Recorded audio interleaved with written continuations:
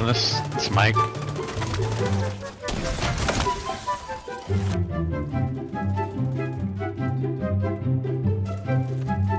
He's European.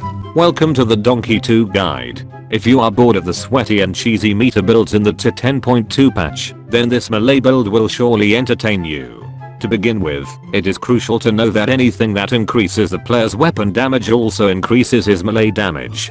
This includes total weapon damage, damage to armor, damage to target out of cover, and everything else that increases the player damage, with the only exceptions are headshot and critical hit damage. Meaning, the gear talents on the vests and backpacks, such as Intimidate or Companion, increase the player's melee damage. As for the build, I prefer using 5 to 6 blues for the gear main attributes. The blue attributes give the player an ability to push forward and bash the shield to the opposing player's face like a gangster.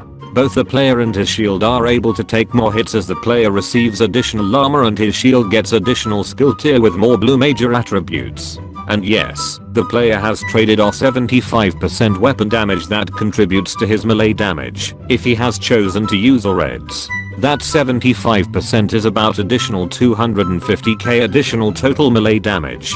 However, it can be drastically more difficult for the player to get close to his opponent to melee, and the player may have less damage when the player melees without the shield as his shield is significantly weaker.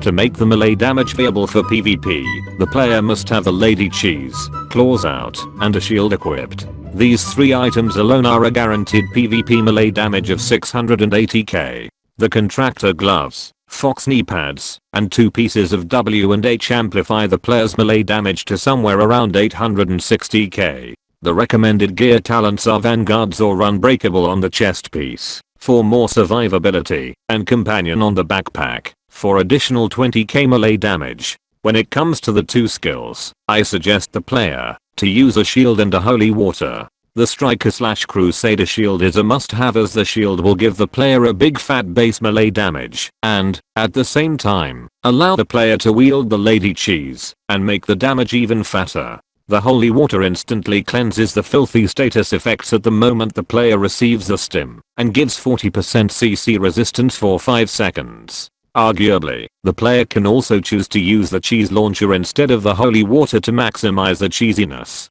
And be mindful that you can't melee people whilst being on fire. This concludes the guide.